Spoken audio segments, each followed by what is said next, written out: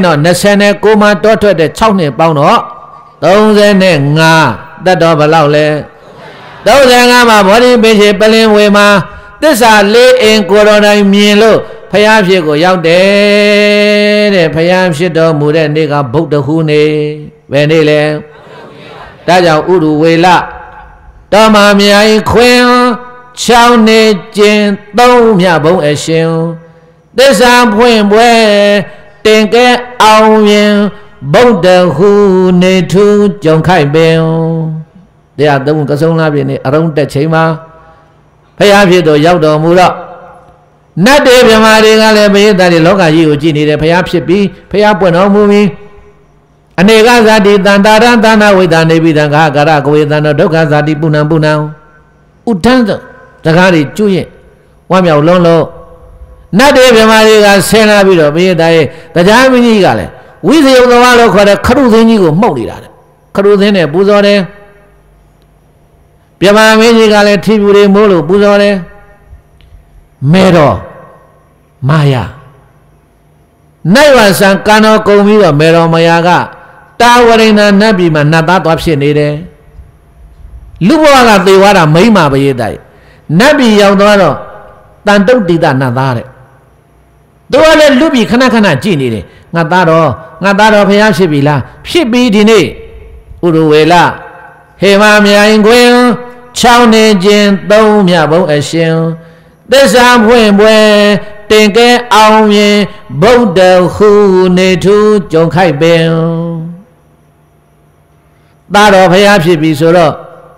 ta đâu đi ra na ta cái là phần nhà giá trị cái mi đó ta phải giá là khắp bên này ho bây giờ thì cái na ta cái là bây giờ na sau khi TV đó nhà sao bây giờ công chí tụi đi chú bù gió này đấy để lâu nát để bây mà đi ở tàu này này nhà sao bây giờ chuyện của nhà chỉ có bù gió này đấy chơi varuna này varana này mình gì đó phải áp bữa nào mua đấy này mà phải áp shit đó mua đấy này mà ban công này bù gió mấy số là bà mà đông số đó chỉ đó bây giờ đây sao mà là đi bù đấy giàu là vì là đi đó thằng ngày trên nát đi cái nát bị đó khó đấy varuna này varana này mình gì đó nhà sao bây giờ chuyện của nhà bữa nào mua bị bỏ đi áo mà tới sao lấy em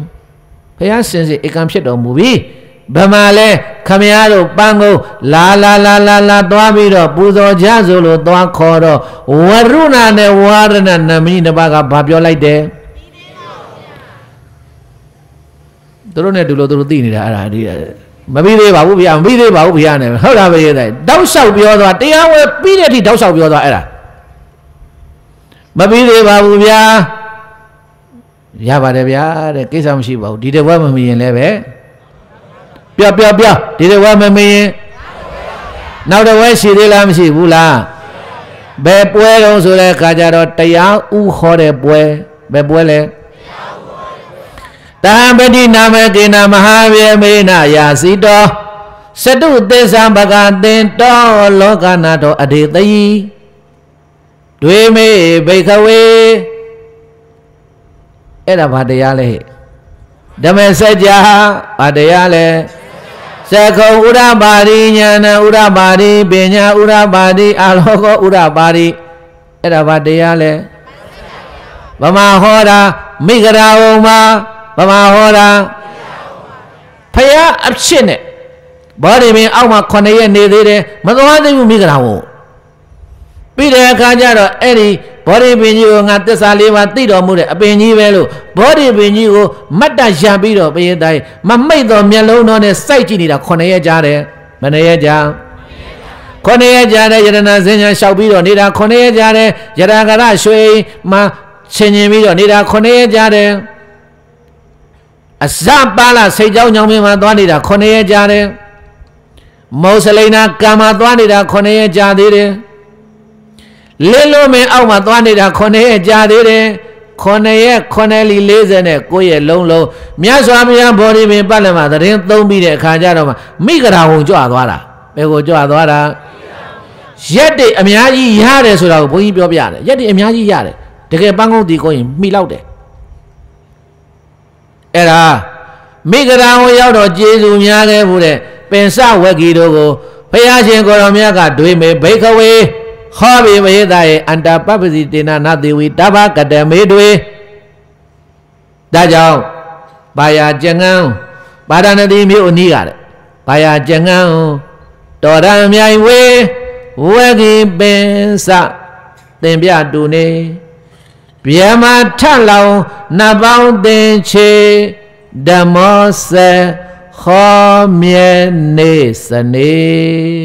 ဓမ္မစကြာတရားဟောတာပဲနေတယ်လေဘုရားရှင်ကိုယ်တော်မြတ်တရားအဥဆုံးဟောတဲ့တရားဓမ္မစကြာတရားဟောတဲ့ပွဲကြီးကိုလာပြီးတော့ပူဇော်မယ်ဆိုတဲ့ဝရုဏနဲ့ဝါရဏနာမကြီးနှစ်ပါးရောက်လာသလားဘုရားသားရေကမရောက်လာရင်သွားခေါ်ကြအောင်ဆို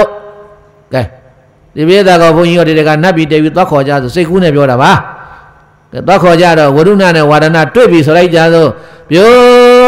ဝရုဏနဲ့ဝါရဏနာမင်းကြီးတို့ခမည်းတော်မြတ်စွာဘုရားတရားဥဟောတော်မူတဲ့နေ့မှာဓမ္မစကားပောဒနာသုတ်တန်ကြီးဟောတော်မူတဲ့နေ့မှာခမည်းတော်ပူဇော်မယ်ဆိုတာဗမာလဲခမည်းတော်ပန်းကုန်လာသွားကြဆိုလို့ခေါ်တော့ဝရုဏနဲ့ဝါရဏနာမင်းကြီးနှစ်ပါးကဘာပြောတယ်မပြီးသေးရွှေ့အောင်မယ်ဘာလို့အောင်မယ်ရွှေ့ပေါ့ရွှေ့ကြစမ်းဘယ်ရအောင်ရွှေ့မလို့ကိစ္စမရှိပါဘူးတဲ့ဓမ္မစကြာတရားဟောလို့မမီတော့လည်းပဲနော်တာဝရဏနတ်ပြည်တက်ပြီးတော့ဟောမဲမာယာတစ်ဖြစ်လဲတန်တုဒိတနာသာသူအမေနှုတ်ဖို့စတရားတက်ဟောမှာကိစ္စမရှိဘူးကျွတ်တို့ကနတ်ပြည်ရောက်တော့အဘိဓမ္မာတရားဟောတဲ့အခါကျရင်ပူဇော်မယ်တဲ့သူတို့ပြောသူပြည့်တိုင်းဟောရင်နဲ့တော်ကြ17နာရီထိုးသွားလိုက်မယ်သိလားအဲ့ဒါနဲ့ပူဇော်မယ်ဆိုပြီးတော့ပြောထွက်လိုက်ပြန်ကဲခင်ဗျားတို့သဘောပဲပူဇော်မယ်ကဲပူဇော်ပေါ့မြတ်စွာဘုရား6ဝါလုံး9ဝါမြောက်တာဝရဏနတ်ပြည်တက်ပြီးတော့ဘုရားတိုင်းအဘိဓမ္မာတရားဟောတယ်ဗာတရားဟောလဲအဲ့ဒါတရားထူးခေါ်တယ်အဲ့ဒါအထူးတရားဝဲဘုန်းကြီးတို့မြတ်စွာဘုရားသာသနာတော်မှာအဥတရားနဲ့အထူးတရားတဲ့အဥတရားကဓမ္မစကြာအဥတရားကဗာတယ်လေအထူးတရားကအဘိဓမ္မာပဋ္ဌာန်းဓမ္မသင်္ကနီဝေမင်းဓာတုကရာပုဂ္ဂလပညာကထာဝတ္ထုယမိုက်ပဋ္ဌာန်းဆိုတာအဘိဓမ္မာ9ကျမ်းဘာဖြစ်လို့ဒီတရားထူတာတော့ထူတာပေါ့လုံးဝရမသွားဘူးဘုရားတိုင်နှုတ်တော်ကဝါတွင်3လဝါတွင်မလားလဲဝါတွင်3လမြတ်စွာဘုရားရှင်ကိုရမြခေါ်တော်မူတဲ့တရားပဋ္ဌာန်းရွတ်ရင်အတမဆဲပဋ္ဌာန်းပွဲဆိုတာမကြားဘူးလားတပါးပြီးတပါးဘုန်းကြီးတွေပြောင်းမနေဘူးလားဘုရားတိုင်ဒီကိုတော့မြောက်ကျောင်းကကိုတော့ဒီတန်ခါမှတ်မိတယ်ဒီကိုတော့ဟိုဘက်ရောကိုတော့ပဋ္ဌာန်းရွတ်ပါများတော့ဒကာဓမ္မတွေတောင်ဘုန်းကြီးတဲ့အသာမှတ်မိနေပြီဒီကိုတော့အချိန်ပြောင်းသွားပြီတပါးပြီးတော့ရွာတွေမှာမြို့တွေမှာပဋ္ဌာန်းကနာယူဝဲတပါးလဲတဲ့တနာယူတပါးလဲတဲ့အတမဆဲအောင်ရွတ်တာခုံမများစွာဘုရားလဲဒီတိုင်းပဲပြည့်တဲ့နော်အဘိဓမ္မာတရားဟောအတန်ရမသွားတော့ဟိုမှာဘုရားကဘာလုပ်ခဲ့လဲဘုရားအစားထားခဲ့ရတယ်နေမိတာရုပ်ဘွားတော်ကြီးဖန်ဆင်းပြီးတော့ကိုတော်မြတ်ဘုရားကအဲ့ဒီနေမိတာဘုရားဖန်ဆင်းခဲ့နေမိတာဘုရားကတရားဟောနေခဲ့တယ်ကိုတော်ဘုရားကလူပြည်ဆင်းလာပြီးတော့ရေချိုးတော်မူတယ်ဆွန်ဖုံပေးတော်မူတယ်ကျင်ကြီးကျင်ငယ်အပေါ့လေးဘုန်းကြီးစကားနဲ့ပြောကုတီတက်တယ်အဲ့ဒါတွေတန့်ရှင်းရတွေပဲလှုပ်ပြီးတော့ဘုရားပြန်တက်သွားတယ်ဘယ်သူမှမသိလိုက်ဘူးတဲ့ဟိုမှာခေါ်နေတာပဲဘုရားတဆူဖန်ဆင်းပေးခဲ့တာပဲရေးတိုင်အဲ့ဒါဘုန်းကြီးတို့သာသနာတော်မှာအဲ့ဒီလိုနေမိတာရုပ်ပွားဖန်ဆင်းပြီးတော့ဟောတဲ့တရားအဲ့ဒီဘိဓမ္မာကျမ်းပဲရှိတယ်ဒါကြောင့်ပဋ္ဌာန်းရွတ်တဲ့အခါမှာအတမဆဲအောင်ရွတ်အတမဆဲရွတ်တဲ့အတမဆဲဘာပဋ္ဌာန်းဝဲခုံမှလည်းမဆဲအောင်ဒီလိုသူဖះဟောခဲ့တာဆိုတော့ဒီမှာလည်းအတမဆဲအောင်ဘုန်းကြီးတွေတပါးပြောင်းနေရတာဒါအဲ့ဒါထူးခြားဟောတဲ့တရားမို့လို့အဲ့ဒါအထူးတရားဝဲအထူးတရားဝဲကြတော့ပူဇော်မယ်ခင်ဗျားတို့ပူးမနေနဲ့ကျုပ်တို့ပန်းကုန်းဆက်တီအောင်မယ်တီကုန်းနေပြန်နဲ့မြတ်စွာဘုရား6ဝါလုံး9ဝါမြောက်တာဝရဏနတ်ပြည်တက်ပြီးတော့အမေကျေးဇူးဆက်တဲ့တရားခေါ်တယ်ဒါပဲပဲလို့ပြေးတိုင်းကိုဦးနဲ့ကိုထူးရောက်မလာဘူးတဲ့ကွယ်ရောက်မလာတော့နတ်တွေကသွားခေါ်တယ်ဘယ်လိုလဲကိုဦးနဲ့ကိုထူးတို့ခင်ဗျားတို့ဘိဓမ္မာတရားဝယ်ကြီးခေါ်တဲ့အချိန်မှာပူဇော်မယ်ဆိုလာသွားကြသို့ဆိုတော့ဗာပြောတယ်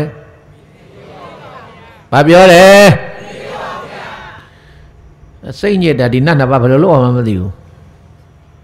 ပြီးသေးဘူးတဲ့ကိစ္စမရှိပါဘူးယာရွှေ့ပြရပြီဘယ်ရတဲ့ဘယ်ထိအောင်ရွှေ့တော့နောက်ဆုံးပြိဋိဘံစံတော်မူတဲ့နေ့ဘယ်နေလဲဘယ်ရတဲ့နောက်ပိတ်ဆုံးအဲ့နဲ့လွယ်မဗျာ Aya ông bù dò mà bring đi bàn san ông bù lên đi chả đó đi đâu mía xóa mía gì cô ra mía bây giờ tất đó sẽ hoàn lý sẽ ngã tất đâu à win đi à đi à gì mía sẽ đại chuyện gì đó cô ra mía bây giờ gì mà làm mấy đồ vậy anh như vậy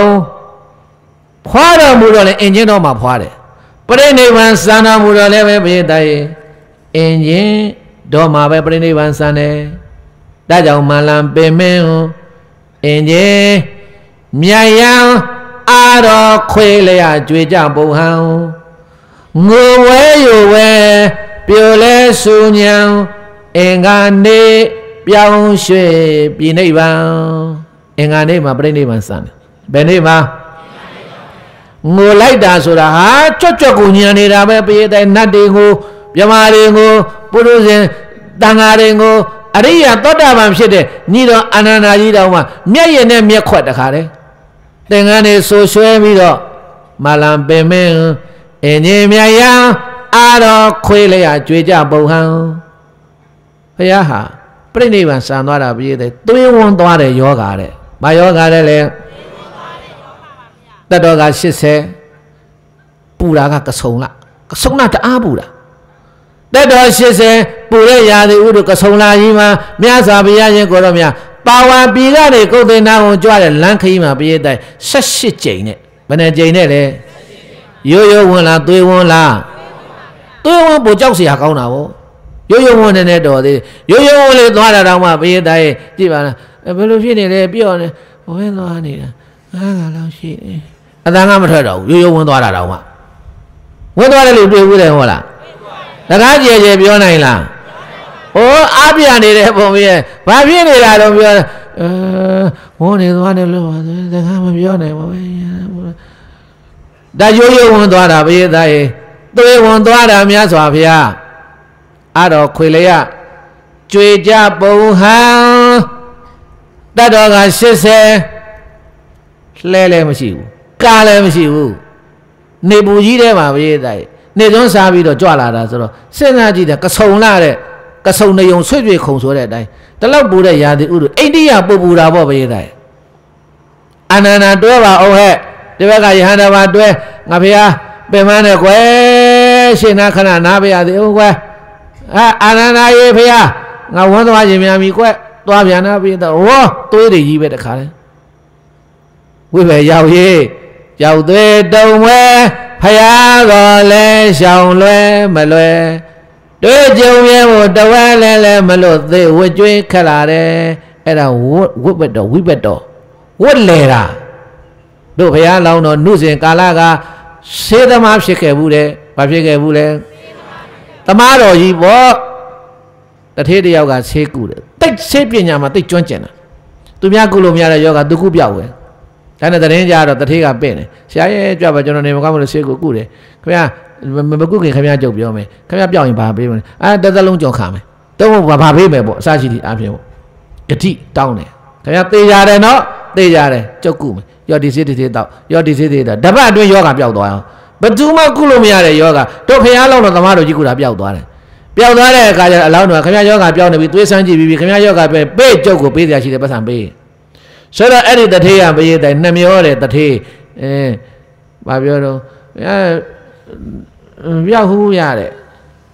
အဲ့မလိန်နဲ့မပြောက်ပါဘူးဆိုရတယ်ဘယ်ဟောမှတော့ယောဂကပျောက်နေပြီအဲ့ဒါပိတ်ရမှာကြောက်လို့ဘလောက်နှမျောတဲ့တထေးတုံးဆိုတာအဲ့နဲ့ဘုရားလောင်းတော်က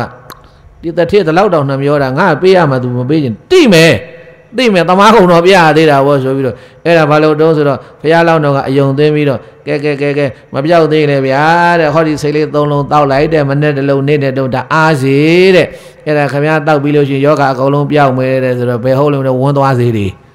ပါစေတယ်ဘုရားသားအဲ့ဒီ3လုံးလဲတောက်ကတထေးလဲဝန်းသွားပြီးရှောရောအဲ့ဒါဝိဘက်အဲ့ဒါဘာလဲဘုရားသားပြန်ပြီးတော့ဘုရားဖြစ်တော်မူတဲ့အခါကျတော့သွေးဝန်းသွားတာဘုရားဖြစ်တော်မူတော့ဘာဖြစ်လဲအလောင်းတော်များတော်မှာဘုရားသားမှားခဲ့ဘူးတယ်နော်အဲ့တော့ဒီလောက်သွေးဝန်းနေဒီလောက်ဟောသွားနေတဲ့မြတ်စွာဘုရားပင်ပန်းပန်းနဲ့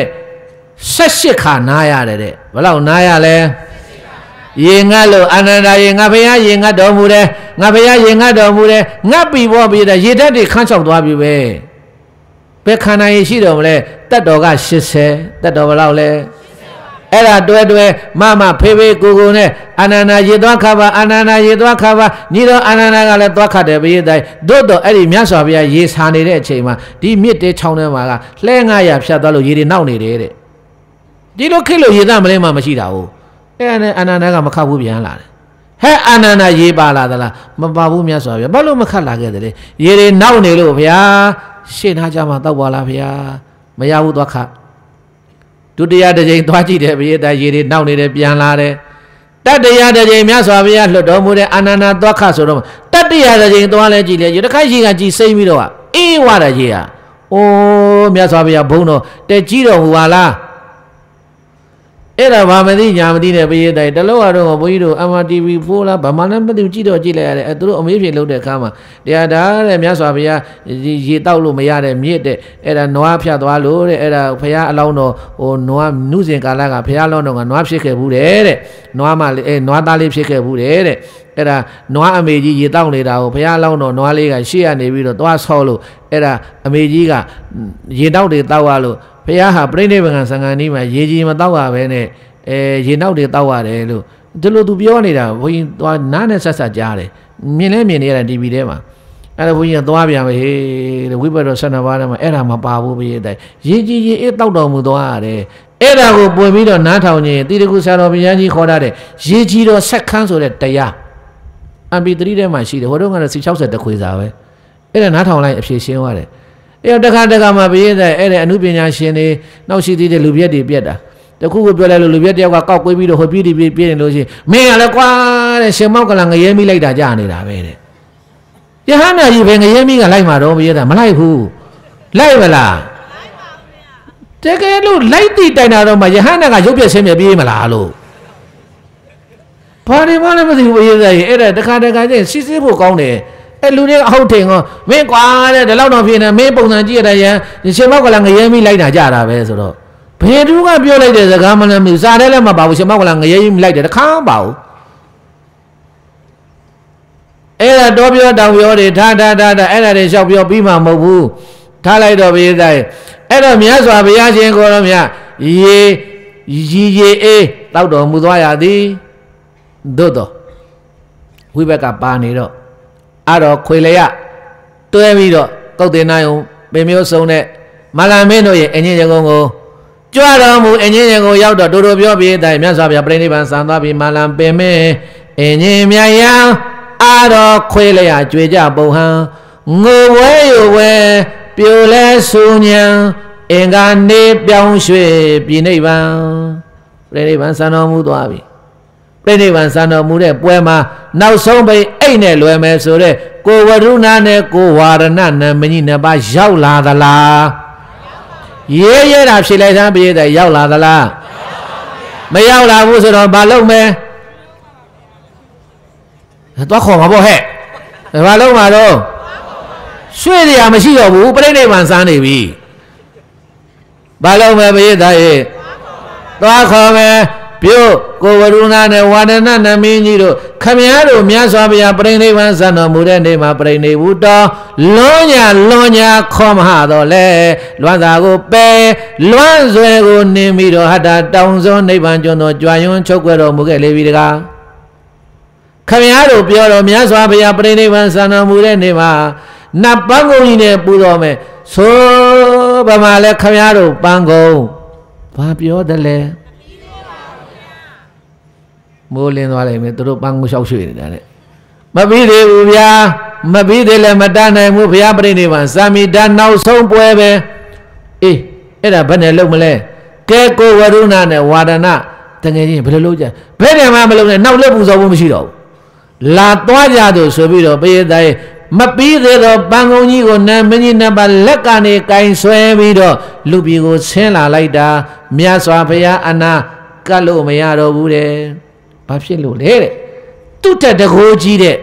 နတ်တွေမြမာတွေကပရိသတ်နေရာယူထားတာစัจ java လာတိုင်းအပြင်ပဲရောက်သွားတယ်သူတို့အဝေးကြီးမှာအဝေးကြီးပရိသတ်ဖះနဲ့ဝေးသွားပြီအနာကပ်ပြီးတော့မြတ်စွာဘုရားကိုနတ်ပန်းကုန်းကြီးနဲ့ပူဇော်ခွင့်မရတော့ဘူး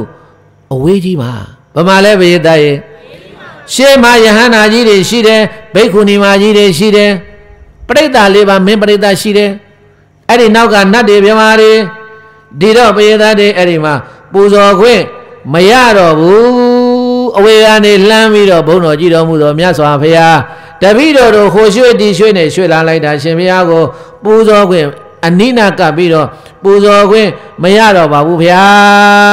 အဝေကနေပြီးတော့ပဲမပြီးသေးတော့ပန်းကုန်းကြီးနဲ့လှမ်းပြီးတော့ပူဇော်ပါရစေတော့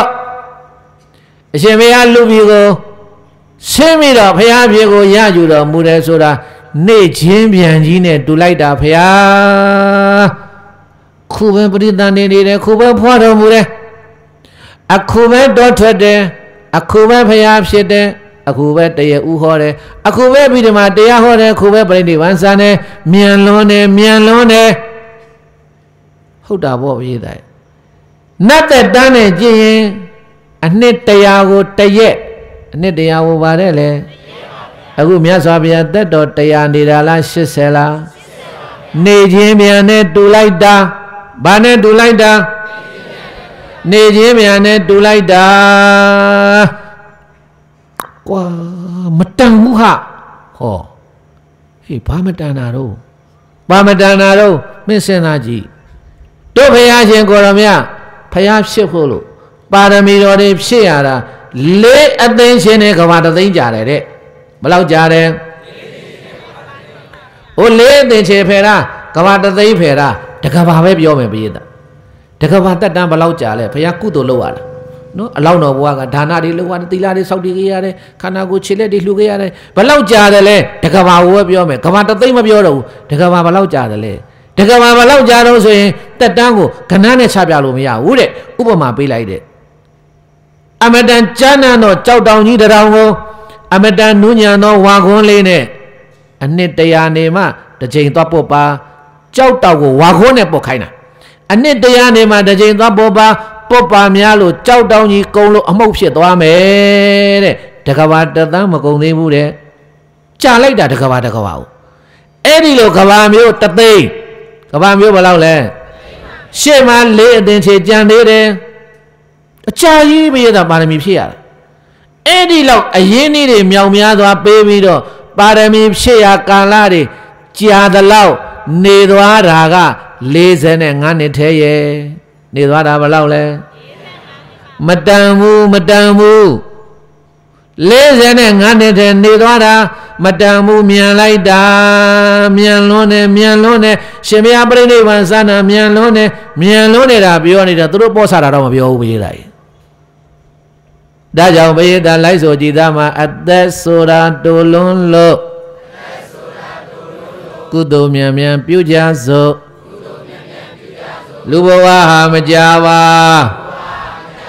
ကုသိုလ်မြန်မြန်ပြုသွားပါအသက်ဆိုတာတိုလွန်းလို့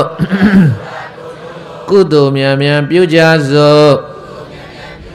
လူဘဝဟာမကြပါကုသိုလ်မြန်မြန်ပြုသွားပါအသက်80 90 100နေရတာအရှိကြီးထင်မနေနဲ့ပရိသတ်နေရတာနဲတယ်နေရတာဘာဖြစ်လဲနေရမှာကခဏလေးနေရမှာကဘာလဲလဲအကြာကြီးထင်မနေနဲ့90 100အဝဘယ်လောက်ရှိလဲ90နေကျင်တော့ဘာဘူးဖျားတဲ့ကောင်းတော့ဘာဘူးတဲ့ထလည်းမကောင်းထိုင်လည်းမကောင်းသိမသိနိုင်ဘူးမသိနဲ့90များသူတော်တော်နေရပြီထင်နေတာပရိသတ်နေရမှာခဏလေးနေရမှာဘာဖြစ်လဲယူသွားရမှာကအများကြီးပြောနေရမှာကယူသွားရမှာကဟုတ်တာပေါ့ပရိသတ်ဒါနာလဲယူရအောင်မယ်သီလလဲယူရအောင်မယ်သမထလဲယူရအောင်မယ်ဝိပဿနာလဲယူရအောင်မယ်ယူရမှာက4မျိုးတော့ယူရမှာကဘယ်နှမျိုးလဲယူရမှာကအများကြီးနေရမှာကမြန်မြန်လို့အချိန်မရှိဘူးဟုတ်လားပရိသတ်မြန်မြန်လို့အချိန်မရှိဘူးတရားကောင်းစဉ်ပါတယ်လေကပိပြီဒါပဲသာဓုခုံမရှိတော့ဟုတ်တယ်မလားဟုတ်တယ်မလားပရိသတ်မြန်မြန်လို့အချိန်မီဘူးကြာကြီးထင်မနေနဲ့ပရိသတ်ရေဒါကြောင့်မလို့စီးပွားနဲ့ကုသိုလ်တွန်တွဲတာဘာနဲ့ယူတတ်ရင်ယူတတ်တဲ့လောက်ရမယ်တစွန်းခတ်နိုင်ရင်တစွန်းပဲယူဟုတ်တယ်မလား အချိန်လေးတော့ပေးဘာပေးရမလဲချိန်တော့ပေးပါမနေ့10မိနစ်ပေးနိုင်10မိနစ်ပဲပေး9မိနစ်ပေးနိုင်9မိနစ်ပဲပေးဘုရားပထိုးရှိကိုလို့မေတ္တာပို့လို့ပေးပဋ္ဌာန်းရုပ်လို့အိမ်မှာဘုရားဒါနဆွန်တော်ပန်းတော်ကတ်လို့ဟောဘုရားဆုံးလို့တာလဲဒါနပဲလေဘုရားပန်းလို့တာလဲဒါနပဲဒါနဆိုရင်ဘုန်းကြီးအပန်း20လောက်ဝင်ပြီးအိမ်မှာဆွန်ကမှာမဟုတ်ပါဘူးပြည့်တဲ့မြတ်စွာဘုရားကိုစားကိုဝယ်ထားတဲ့ဗုဒ္ဓရုပ်ပွားဆင်တို့တော့မနေ့ဆုံးလေးစောစောထားချက်ဟောဘုရားဆွန်တော်ကဒါနရသလားမရဘူးလားတောက်တော်ရေဖောင်ဝဲပြောင်းဆေးမယ်တောက်ရေသန့်ပလင်းနားထောင်နာရေဧကဒါနဥဒကဒါနရေအလူကိုယ့်မော်ရင်ကိုဒါနလုပ်လို့ရတယ်ဗုဒ္ဓဘာသာဓလေ့ကအဲ့ဒါကောင်းတာပဲအဲ့ဒါချစ်စရာကောင်းတာကြောင်းမသွားနိုင်ဘူးမသွားနိုင်လေကိုယ့်မော်မှာကိုလုပ်လို့ရတယ်ရလားမရဘူးလားယူတတ်ရင်ရတယ်ဘာလဲပြေးတယ်မယူတတ်ရင်မရဘူးတဲ့ဘာလဲတော့အေးဒါကြောင့်မို့လို့စီဝါနဲ့ကုသိုလ်တွဲထားပါဘယ်နေ့ကြမှာဘာလုပ်မယ်ဘယ်နေ့ကြတွားပြီးတော့ပြေးတယ်အချိန်ဆွဲမနေနဲ့ကုသိုလ်ကိုခွဲမထုံနဲ့ကုသိုလ်ကိုဘာလဲလ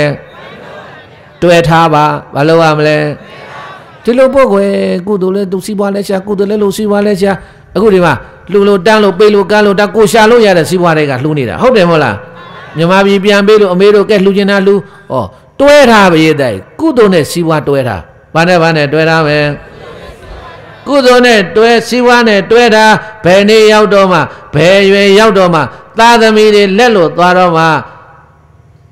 ှအဲ့ဒီလိုပရိသတ်မတွေးနဲ့တော့တဲ့စာဝနေရင်းနဲ့ကုသိုလ်အလုပ်ခွဲထုတ်ဖို့အချိန်မဟုတ်တော့ဘူးစာဝနေရင်းနဲ့ကုသိုလ်အလုပ်တွဲထားရမယ်ဘာလုပ်ရမလဲအေးအချိန်မရှိဘူးမြန်လုပ်ပါရွှေ့ပါများတော့ဘုရားတိုင်ဘုရားကိုအနိကပူဇော်ခွင့်ရသလားအေးဒါကြောင့်မရွှေ့နဲ့ဘုရားတိုင်လှုပ်ရှင်တဲ့ကုသိုလ်ကောင်းမှုအခုလှုပ်ရှင်စိတ်ပေါက်ရင်ခုထားလို့နော်အခုလှုပ်ရှင်စိတ်ပေါက်ရင်ခုထားလို့ပါဘယ်နေ့ကြမှာဘာလုပ်မယ်မြန်မာပြည်ပြန်ရောက်တော့မှဒီလှုပ်နေတဲ့ဘုရားတိုင်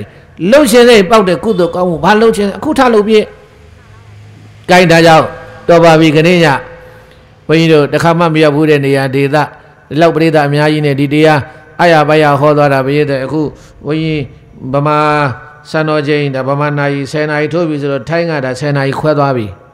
နိုင်ဝက်စောတယ်မလားထိုင်းကဒါဗမာနာရီမရွှေ့ထားဘူးမရွှေ့ထားတော့နိုင်ဝက်စောတော့10နာရီခွဲပြီဘယ်လောက်ရှိပြီလဲပြန်သိပြီမြတ်စွာဘုရားကြီးကိုင်ပေတတ်တယ်ဒီနေ့ညာဘုန်းကြီးတို့ဒီနေ့နှစ်ပွဲဟောခဲ့တာနော်မနေ့ကတော့နေကင်းပွဲတစ်ပွဲနေ့လည်းတစ်ချက်ခွဲနှစ်ချက်မှကြောင်းပဲရောက်တယ်တခဏလေးနားတယ်3နာရီတို့မှထိတင်ပွဲဆွေးဝဲတယ်ဆိုတော့ပြီးတော့3နာရီ4နာရီ5နာရီ6နာရီတို့တော့6နာရီခွဲလောက်ကျတော့ဒီပြန်ထွက်လာတာအဲ့တော့ဒီရက်ပိုင်းတွဲမှာဘုန်းကြီးဒီထိုင်းမှာရောက်နေတော့တရားပွဲတွေရှောက်ကြတယ်ရှောက်တော့ဘုန်းကြီးကပြောတယ်အေးငါလာတဲ့ရက်ဆိုရင်တော့ဟောပေးမယ်ဘယ်ရက်ဖြစ်ဖြစ်ဘယ်ချိန်ဖြစ်ဖြစ်ရတယ်ဆိုပြီးအဲ့ဒါတရားပွဲတွေဆင်လာတာတရက်နေ့ညထိအောင်တရားပွဲရှိတယ်ဘုန်းကြီးကလည်းပဲခေါ်ရင်ရွယ်ချက်ကခန္ဓာကတော့အမှန်ပဲနည်းနည်းလေးသက်သာလာတဲ့အခါကျတော့ဒီဝါရှိမိန်ကျောင်းမှာဘုန်းကြီးဥဆောင်ပြီးတော့ဒီဘုရားကြီးတည်နေတာ3နှစ်ကျော်သွားပြီမပြီးနဲ့အဲ့ဒါဘုန်းကြီးကကဲဒီနှစ်တော့ဒီဘုရားကြီးလက်ဆက်တတ်ကြစို့နော်အဲ့တော့အဲ့ဒါအခုဘုရားထီတင်ဝဲကိစ္စတွေပါတယ်ညာတယ်ရဓမ္မပူဇာအလုံးလဲလေဘုန်းကြီးယူမသွားဘူးညောပါပြီကိုအဲ့ဒီမှာအဖွဲလေးဖွဲထားတယ်နောက်ဆရာတော်ရှိမှအပ်ခဲ့တယ်အဲ့ပြီးတော့အဲ့ဒါနဲ့တဲတာပေါ့အတူချုပ်ပြောရလို့ချင်းတော့ဒီကလေးတွေစုငွေနဲ့ပါတယ်ဘုန်းကြီးထိုင်းတခွင်မှာလက်ဟောပြီးတော့ရတဲ့ဓမ္မပူဇာအားလုံးကိုအဲ့ဒီဘုရားကြီးနဲ့ထည့်ပြီးတော့ဘုန်းကြီးဥဆောင်ပြီးတဲတဲ့ဘုရားဖြစ်လို့ကြိုက်တာကတော့ထိတင်ဝဲကြီးမဖြစ်မနေသွားမှရမယ်ဆိုအဲ့ဒါသွားပြီးတော့အခုဒီရက်ပိုင်းတွင်းမှာလှည့်ပြီးတော့ခေါ်တဲ့ဓမ္မပူဇာဟာလည်းပဲဒီဘုရားကြီးမှာပဲထည့်မှာလိုအပ်တဲ့နေရာအကုန်ထည့်သုံးတော့မှာစတုဒီတာကျွေးမင်းတို့ဘယ်လောက်ကုန်လဲပြောဘုန်းကြီးကလုတ်ဒါမြန်မာနိုင်ငံရဲ့အထိတ်မှပဲသမိုင်းတွင်ခဲ့တာပဲတဲ့ဒီဘုရားကြီးလောက်ကြီးကျယ်ခန်းခန်းနာနာကြီးကိုတော်တော်တပ်ပဲပါတယ်တဲထားတယ်အမြင့်ကြီးညာတော်လည်းပဲအဲ့တော့တို့မြန်မာတွေခုံယူဖို့ကောင်းတယ်လို့သူများမြေပေါ်မှာဘုရားတဆူကြံခဲ့တယ်ဆိုတာဒါသမိုင်းမှာတွင်ခဲ့ပြီအဲ့ဒါကြောင့်ဘုန်းကြီးလည်းဒီမှာရောက်လာတဲ့အချိန်မှာခါကတော့နာတယ်ဘုရားတက်တာယုံမတက်တာလည်းအရှင်းမပြောက်ဘူးအဲ့ဒါအခုကကြိုးစားပြီးတော့ဘယ်မှာပြည့်နေကပြည့်နေကြီးဟောလဲဘုန်းကြီးကအဲ့လိုတရားကိုသဘောပေါက်အောင်နားလဲအောင်အဲ့ဒါပင်မခံပြီးတော့ဟောတယ်အဲ့ဒါလည်းအကျိုးပေးပါတယ်အဲ့ဒါဒကာဓမ္မတွေအခုဝိုင်းဝန်းလှူဒါန်းတဲ့ခဏညလှူတဲ့ဓမ္မပူဇာအားလုံးကလည်းပဲဘုရားမြန်မာနိုင်ငံလုံးဝပြန်မယူသွားဘူးဘုရားတိုက်ဒီဘုရားလည်းပဲထည့်ပါဘုရားကြီးတွေ့ပဲအားလုံးဘုရားတကဘုရားမှတရားကိုပူဇော်ရင်းကနေဘုရားပါပူဇော်တာဟုတ်တယ်မဟုတ်လားလှူတာကတရားပူဇော်တာဘာပူဇော်တာလဲဓမ္မဒါနလှူတာမဟုတ်လား ဓမ္မပူဇာအလှငွေမို့လားအဲ့ဒါဘုန်းကြီးကတဆင့်တက်ပြီးတော့ဒကာတော်မတွေကုသိုလ်ရအောင်ဆိုတဲ့ကဘုရားပြန်လှူပြီးတော့ကဲကုသိုလ်က2ဆင့်ဖြစ်မသွားဘူးလားကဲဒါကြောင့်မို့လို့ကုသိုလ်ကောင်းမှုတရားများဘုရားတိုင်းအဲ့ဒါကြိုးစားပွားများအထောက်ထားလို့ဘယ်နေ့ဘုရားကြမှာမလုပ်မယ်ဆိုတာအချိန်နဲ့နာရီတွေမရှိပါနဲ့အချိန်မရှိဘူးမြန်လို့ဟုတ်လားကဲဒါကြောင့်မို့လို့ဒါလေးဆိုပြီးတရားဝဲသိမ့်လိုက်ကြသို့လူဘဝမှာတသက်တာလင်းစွာကုန်သွားတာလူဘဝမှာတသက်တာလင်းစွာကုန်သွားတာနတ်တရက်ပင်မပြေးခြင်းအလွန်ပင်တိုးတောင်းတာနတ်တရက်ပင်မပြေးခြင်းအလွန်ပင်တိုးတောင်းတာယနေ့အလောယနေ့လောအဟုတ်စိတ်အေးမှာယနေ့အလောယနေ့လောအဟုတ်စိတ်အေးမှာအချိန်မရှိဘူးကုသိုလ်ထူမြန်ဦးလို့ရမှာချိန်မရှိဘူးကုသိုလ်ထူမြန်ဦးလို့ရမှာမြန်မြန်နဲ့ဥဖြားဖြားလှုပ်ပါတယ်ပြည့်တဲ့ဒါကြောင့်မိုးကုတ်ဆရာတော်ဘုရားကြီးတို့ကလည်းမိန့်တော်မူသွားတဲ့အသေးမဥခင်ညာဥအောင်အထုတ်ထားဗါတဲ့တော့ဆိုလိုက်လူဘဝမှာတသက်တာလင်းစွာကုန်သွားတာနတ်တရက်ပင်မပြေးခြင်းအလွန်ပင်တိုးတောင်းတာယနေ့အလောယနေ့လောအဟုတ်စိတ်အေးမှာအချိန်မရှိဘူးကုသိုလ်ထူမြန်ဦးလို့ရမှာတေတိတော်မေအယံဓမ္မောဗုဒ္ဓေနာဟိသဘာတိတောဒေနာသဗ္ဗေဒုက္ခယန္တုဇနာအိဋ္ဌသမင်္ဂိနောဗုဒ္ဓေနာအရဟံတသုတယံဘုခိုင်တူနိုင်မမြင်ခောရမဘုရားရှင်သည်အခိတဘာတိတောထံကတိုင်းပဲရပြပြသာသာထိခရွဆိုရဟောကြားအပ်သောအယံဓမ္မောအချိန်မရှိဘူးမြန်မြန်လို့အမိပေးထားတဲ့ဓမ္မကတာဒေသနာတော်မြတ်ကိုမေမယငါသည်ဒေတိတောဒုဒကဒကမတွေသိစေမစေကျင့်ကြံနိုင်ကြပါသည်ဤအနေဖြင့်ကောင်းစွာမသွေဟောကြားတော်မူခဲ့ပါပေပြီတေနထိုသို့စိဗုဓမ္မဒါနဓမ္မသဝနာဘာဝနာမယပုံညကရိယာကုသိုလ်ထူးကြောင့်တပိကျွဲ့မဲ့ဥတ္တုံလုံးစုံကုန်သောဇဏတရားနာရောက်လာပေါင်းများစွာတို့သည်ဣဒ္ဓသမင်္ဂီနောမိမိတို့အသေးအလိုရှိအားတောင်းတာအပ်သောဣဒ္ဓမင်္ဂလာကျက်တရေဖြာဖြာတို့နှင့်ပြည့်စုံကြကုန်သည်ဖြစ်၍ဒုက္ခယံတုယနေ့ကစာနိဗ္ဗာန်ရောက်ကြသည်ဘဝတိုင်အောင်စိတ်ရွှင်လန်း၍ကြံကြံမာမာချမ်းချမ်းသာသာရှိတော်မူနိုင်ကြပါစေကုန်တည်း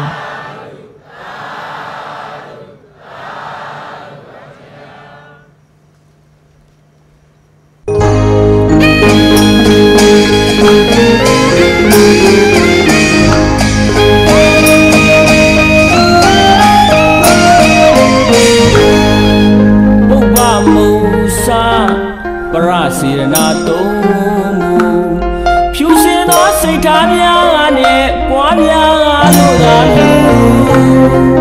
တင်ပြူသောလူတင်ပြူသောလူ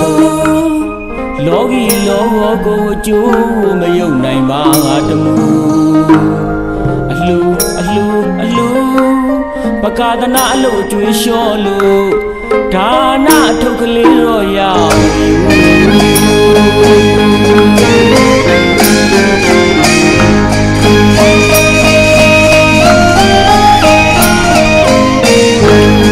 သာဒနာအောင်လံကိုထူသာဒနာကျိုးတဲ့ဘူးရွတ်ဆောင်ယူသာဒနာအောင်လံကိုထူသာဒနာကျိုးတဲ့ဘူးရွတ်ဆောင်ယူပမာဒုက္ခဆန္ဒမူယူမဟာဒုက္ခနဲ့ဝေဒနာလိုလူကု သိုလ်ဒါနလူပြုလို့လာကြတယ်အလှပကဒနာအလို့ကျွေးလျှော်လို့ဒါနထုတ်ကြရောရအိုးလူသားပူရင်တော့ကပြများနေသူကဲမမဲ့လူမျက်နှိပ်ပံမပြတ်စိမ်မှမှန်ငါပွားများလူလူအိုးလူသားပူရင်တော့ကပြများနေသူကဲမမဲ့လူမျက်နှိပ်ပံပြတ်စိမ်မှမှန်ငါပွားများလူသားလူအိုးနာရမဲ့လူအိုးသေးရမဲ့လူလောကီလူသားတွေကအတင်လဲလူမလိုရာတွေခွာချဒါနသီလဘာဝနာပွားကယူအလူပကဒနာအလို့အကျွေးလျှော်လို့ဒါနထုတ်ကလေးရောရောက်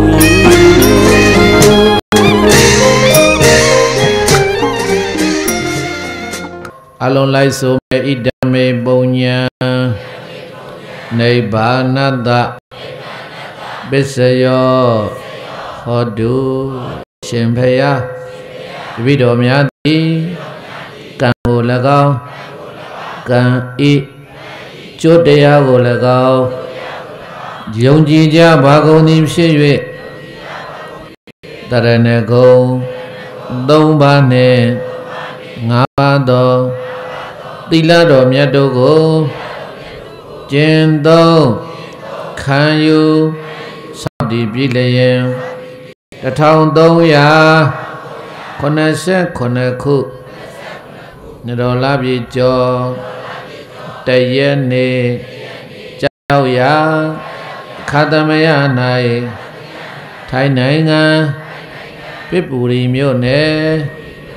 နောင်စွန်းရက်ကွက်ဝတ်နောင်စွန်းဖုံးတော်ကြီးကျောင်းတိုက်အတွင်း၌ပုံညကာရီသာသနာအကျိုးတော်ဆောင်အသင်းကြီးဤလေးနှစ်ပြည့်အသင်းနှစ်ပတ်လေ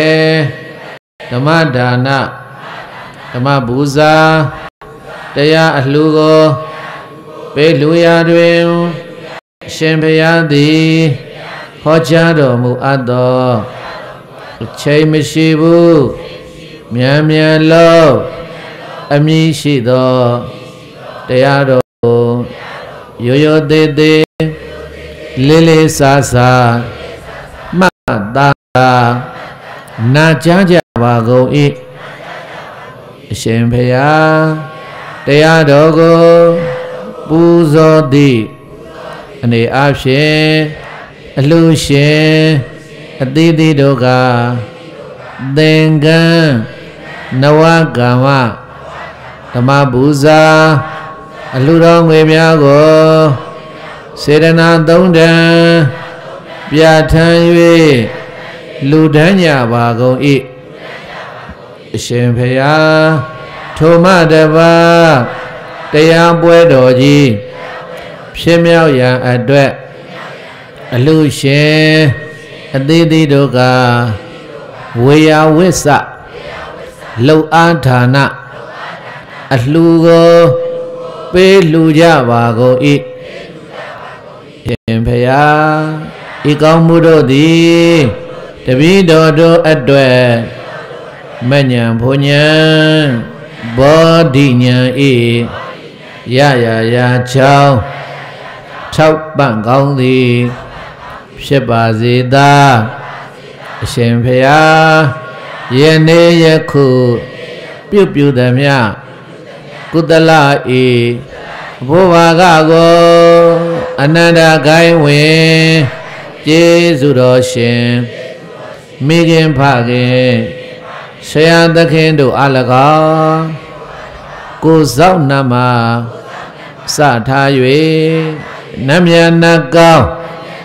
နတ်ပေါင်းတို့အား၎င်းအတိတ်ဘဝက တော်ဆက်ခဲကုန်သောမိဟောင်းဖဟောင်းဘိုးဟောင်းဘွားဟောင်းဆွေဟောင်းမျိုးဟောင်းပုဂ္ဂိုလ်ပေါင်းတို့အား၎င်းယခုဘဝ၌တော်ဆက်၍ဘဝတပါပြောင်းရွှေ့သွားကြကုန်သောဆွေမျိုးညီအကိုမောင်နှမမိတ်ဆွေသင်္ဃဟအစရှိသောပုဂ္ဂိုလ်ပေါင်းတို့အား၎င်းဣမံဓတ္တောတရားနာအရေးအားပေးကြွရောက်ကြကုန်သော